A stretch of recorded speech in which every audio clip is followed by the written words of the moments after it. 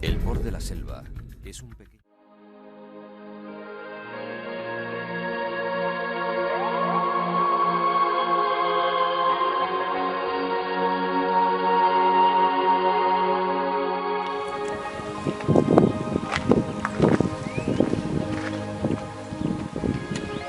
Port de la Selva.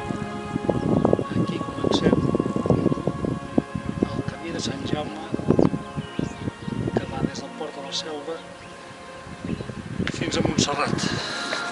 Fot una bona rasca.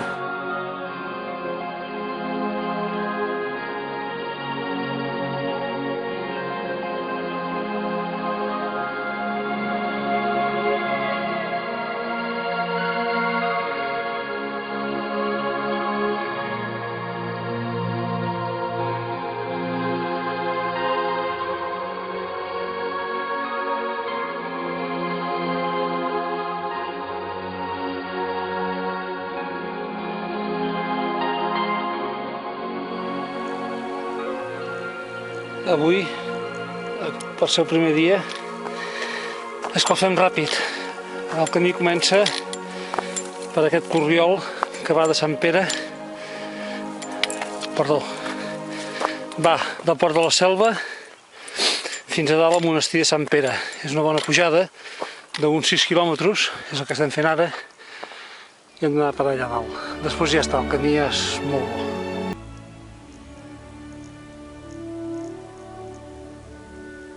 Quin silenci.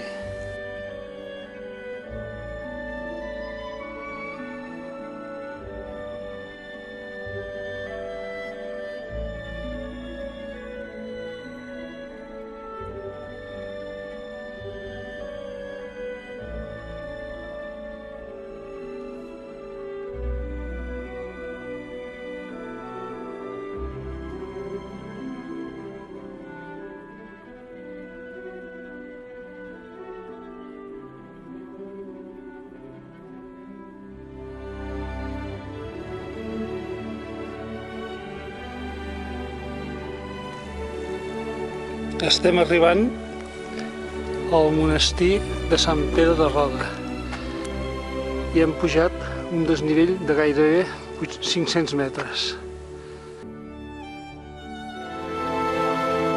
El monestir benedictí de Sant Pere de Rodes és una de les joies del romànic català. S'hi barregen la història i la llegenda que hi ha volgut veure el món salvat, suposada custòdia del Sant Grial.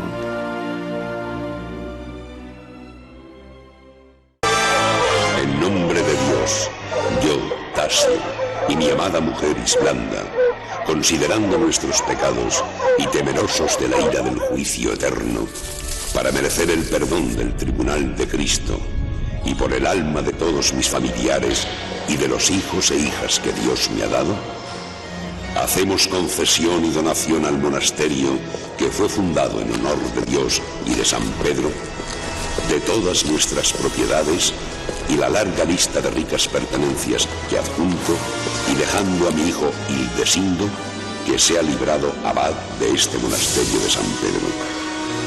Esta escritura de libramiento y donación es firme y corroborada el segundo día de calendas del diciembre del año 4 del reinado del rey Radulfo.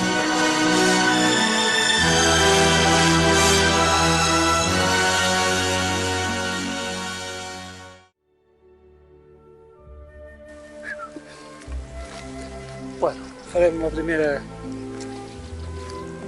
paradinha del dia, aquí a Sant Pere de Roda, un lloc molt maco.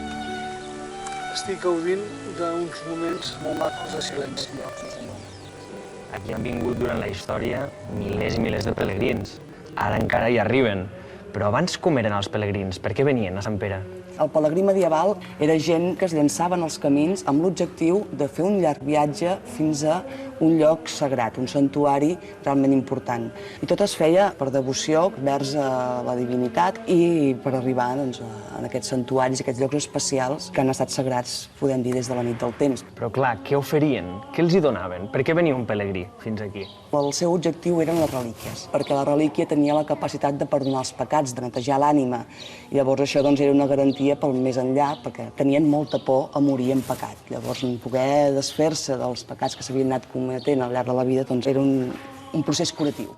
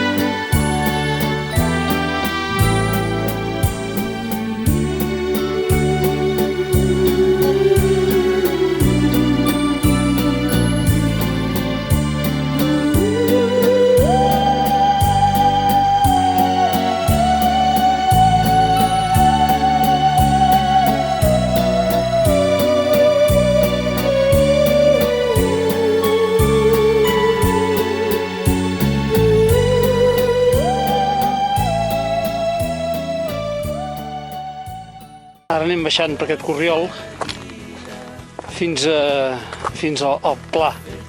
Al Pla hi ha Pau i Vilajuïga i després ja tot planeja fins a Figueres. Evidentment, des d'aquí dalt la vista és molt maca, com es pot comprovar.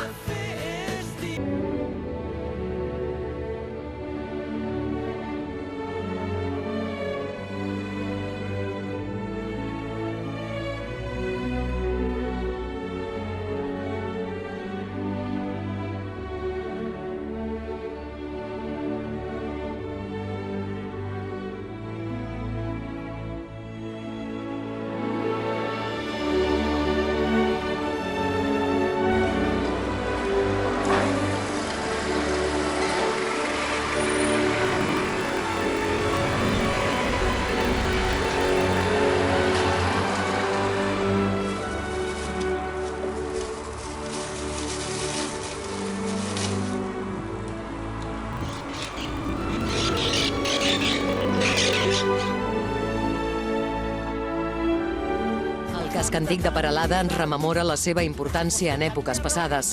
Els seus carrers estrets i irregulars, la plaça Major, l'església de Sant Martí, el claustre de l'antic convent de Sant Domènec, el seu castell, no acabarien mai.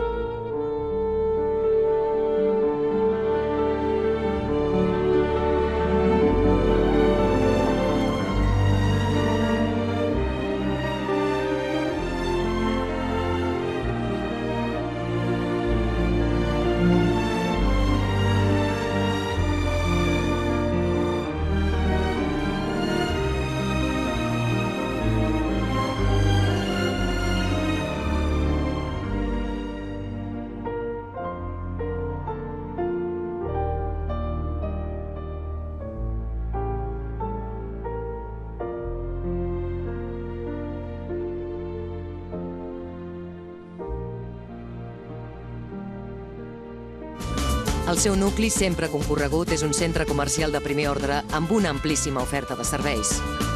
La Rambla, ampla i flanquejada per grans plataners, és un dels espais oberts més emblemàtics de la ciutat. Molt a prop queda l'església parroquial de Sant Pere i just al seu voltant comencem a respirar l'aroma surrealista que va crear Salvador Dalí, el Teatre Museu, que acull més de 90 obres de l'artista repartides per espais diferents i singulars.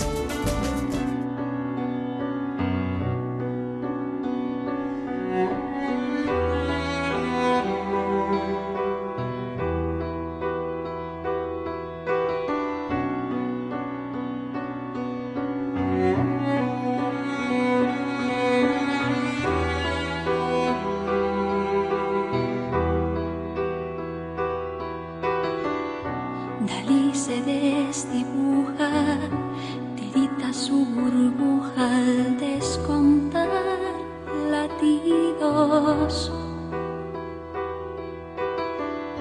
Dalí se decolora porque esta lavadora no distingue tejidos. Él se da cuenta y asustado se lamenta. Los genios no deben morir. Son más de 80 los que curvan tu osamenta de un genio Salvador Dalí.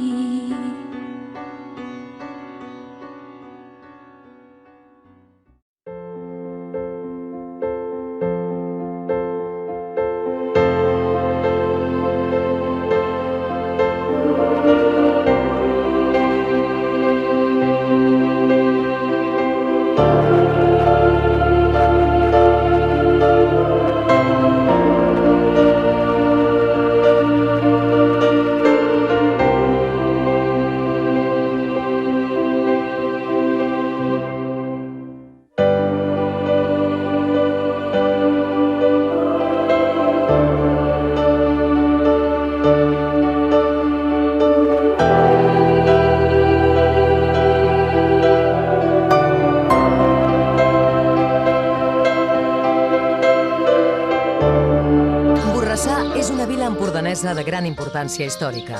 Només cal fixar-s'hi una mica per descobrir com els seus carrers, les places i les cases encara guarden un aroma de noble passat. Situada al costat de l'Ajuntament, trobem l'església de Sant Andreu, una edificació del segle XVII, que destaca per l'alçada del campanar, un dels miradors més alts de la comarca.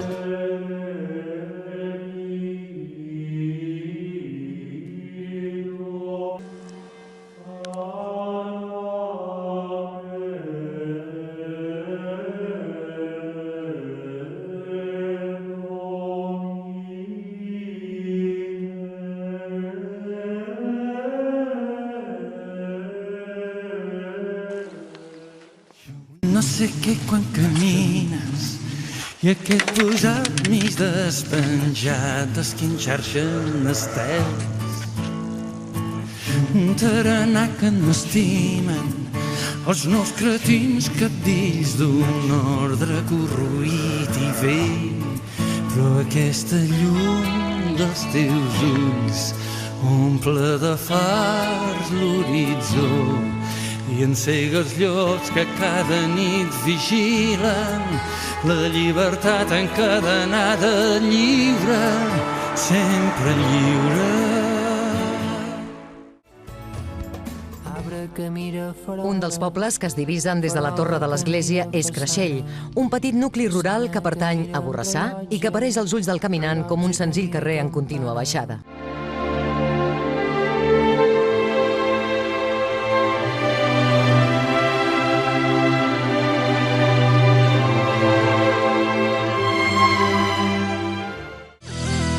Seguim 3 quilòmetres en línia recta per encarar el següent poble, Pontós.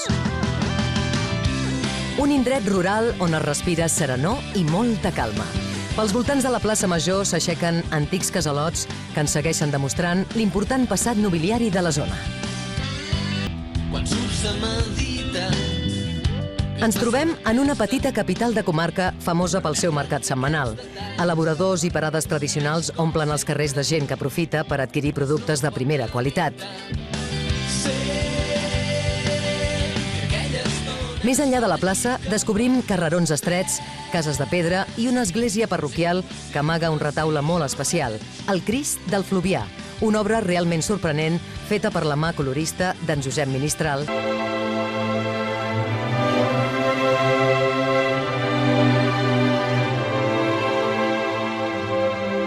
Orriols és un petit poble que es troba en plena Via Augusta i també en ple circuit del GR1. A la sortida del poble enfilem el camí cap a Viladescens. La ruta transcorre per camps de blat, frondosos boscos i travessa petits nuclis aïllats on podem descobrir la vida rural en tota la seva plenitud.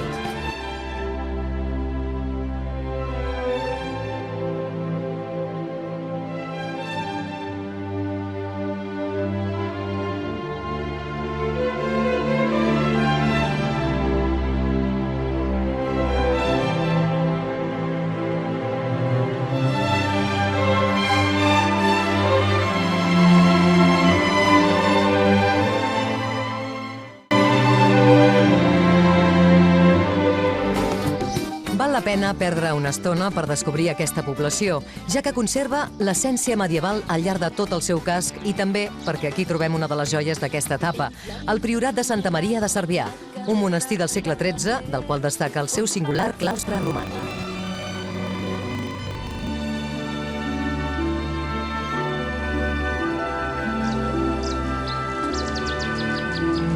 Avui aquí, entre Pollancres i al costat del Ter, estem fent aquesta etapa realment llarga, no és dura, però se m'aniran els 48 quilòmetres. És aquell tema que dius, bueno, va, al final dius, els has de fer. La distància entre Figueres i Girona són dues poblacions mítiques. Fer-les a peu m'ha motivat, tot i que he començat molt tard, perquè he començat a les 10. Però, tot i començant a les 10, he tingut de córrer bastant. Però ara ja sé que la faré, perquè estic a 8 quilòmetres. Ara estem arribant ja a Sarrià de Ter, i aquí al costat hi ha el Ter. I bueno, i la cosa va força bé. Arribarem sobre les 5:30 o així. Ai!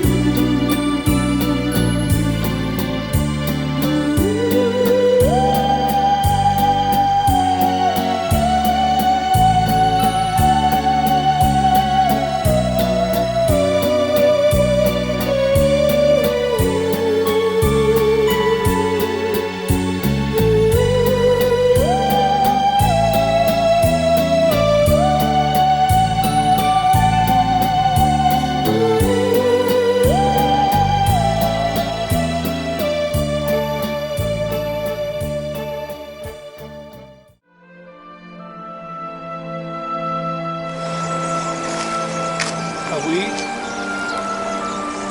comencem aquesta etapa aquí a la Via Verda, a Girona. Hem d'anar fins a Sant Esteve d'en Bas. O sigui, pràcticament tota l'estona farem Via Verda. Està fent sol, però fa bastanta rasca. I bueno, que tinguem un bon dia.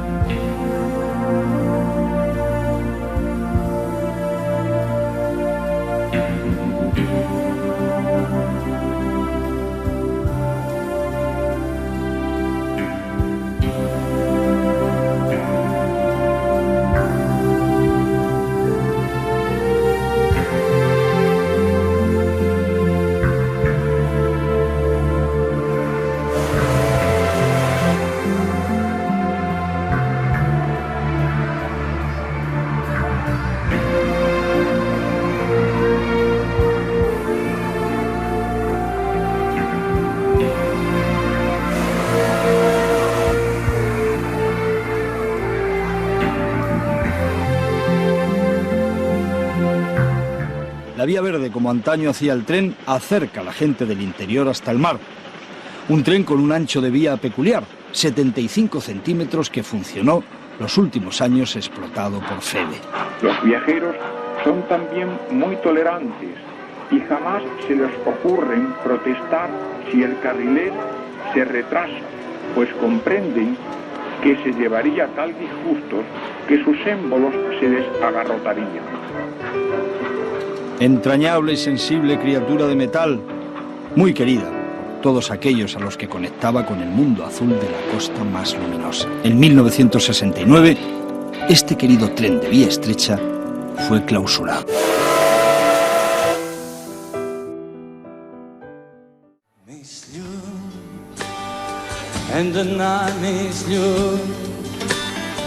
Més lluny de l'avui, que ara ens encadena. I quan serem deslliurats, tornem a començar els nous passos.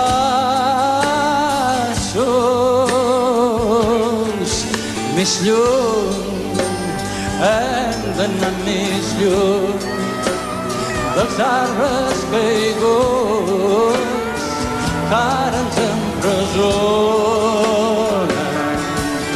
I quan els haurem guanyat, tinguem ben present no aturar-nos més lluny, sempre molt més lluny. Una vila important d'aquesta zona que destaca per la seva església, la plaça Major i els carrerons transversals que en surten.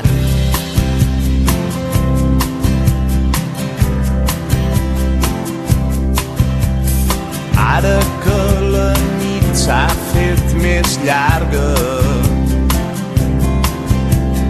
ara que les fulles ballen danses al racó, ara que els carrers estan de festa, avui que la fred du tant records. Ara que s'obren les paraules, ara que el vent bufa tan fort, Avui que no em fa falta veure't ni tan sols parlar, per saber que estàs al meu costat. és Nadal al meu cor, quan somrius content de veure'm, quan la nit es fa més freda, quan t'abraces al meu cos I les llums de colors m'il·luminen nit i dia, les encens amb el somriure quan em parles amb el cor.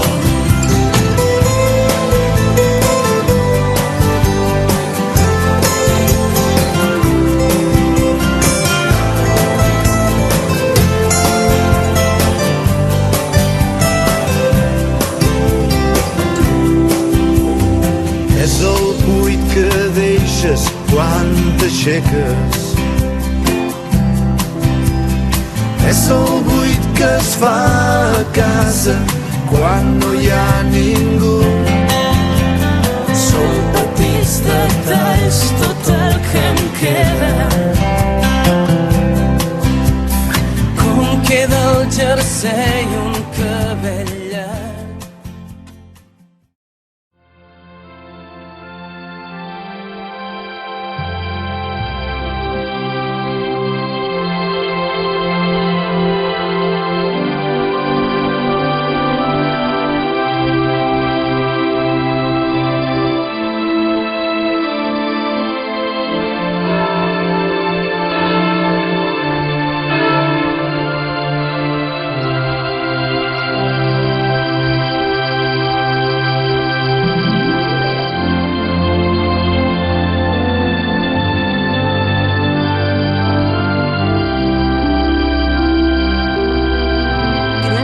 A través de senders i camps que ens porten fins als Hostalets, un d'aquells llocs que semblen extrets d'una foto antiga i que continua mostrant-se com un poble carregat de vivències per explicar.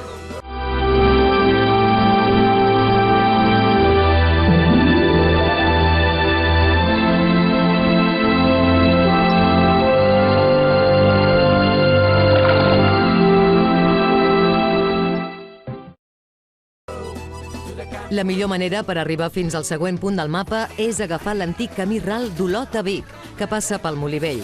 Un itinerari molt interessant per la seva autenticitat rural, però alhora complicat perquè passem per una zona on hem d'estar sempre ben desperts per no equivocar-nos.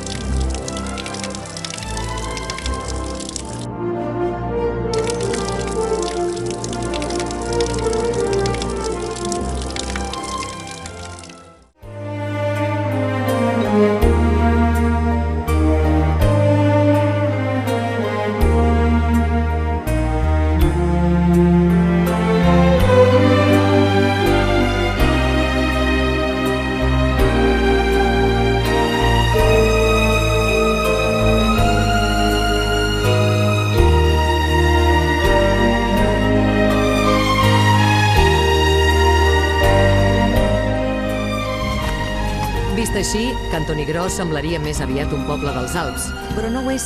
I és que Catalunya té cops amagats que no t'esperes. Situat al bell mig de Collsacabra, Cantonigrós té l'origen en el Camí Ral. És un lloc perfecte per buscar-hi tranquil·litat, desconnectar de la ciutat i, per què no, també dels productes més tradicionals d'aquesta terra i també de tot Catalunya, el formatge artesanal.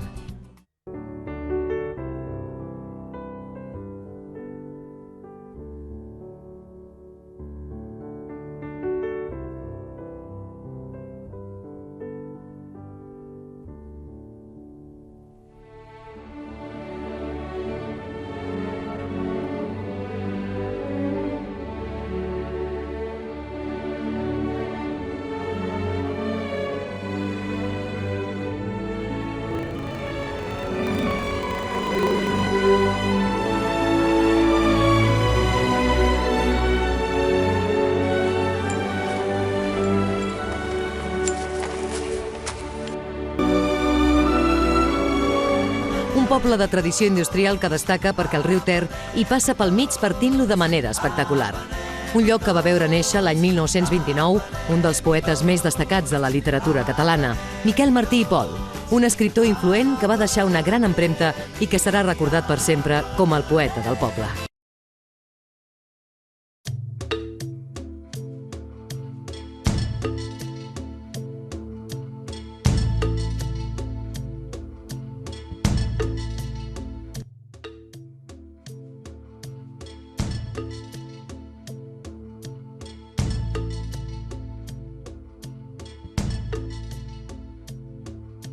Gira la roda del temps per la força del vent de les ànimes soles.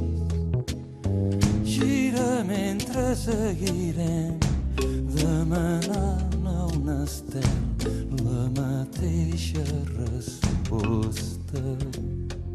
Com si no coneguéssim els senyals que ens diuen la justa mesura superba i absurda d'aquesta existència. Gira però a roda de ter i tinc un amor secret que porta el nom del meu àngel.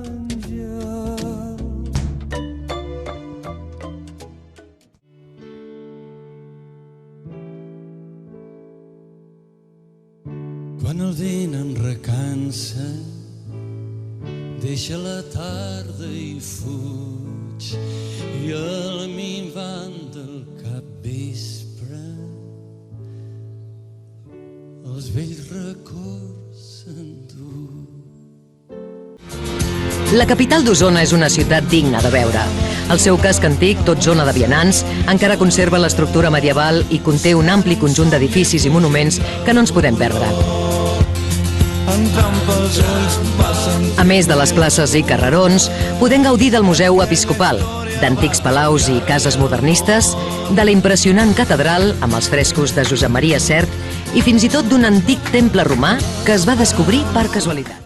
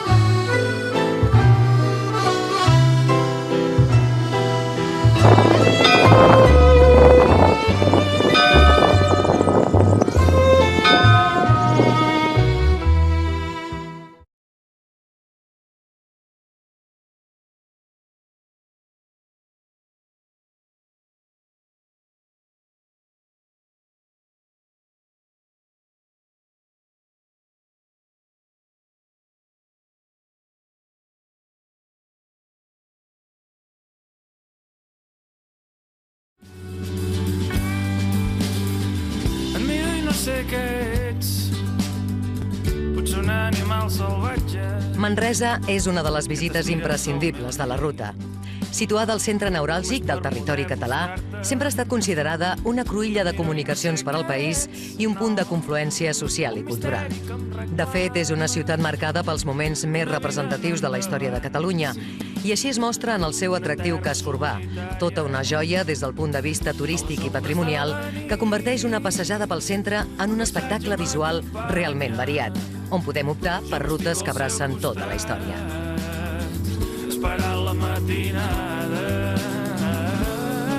Doncs això, la Seu és sens dubte el monument més representatiu de la capital del Bages, una gran església amb les dimensions d'una catedral que presideix totes les fotos panoràmiques de Manresa.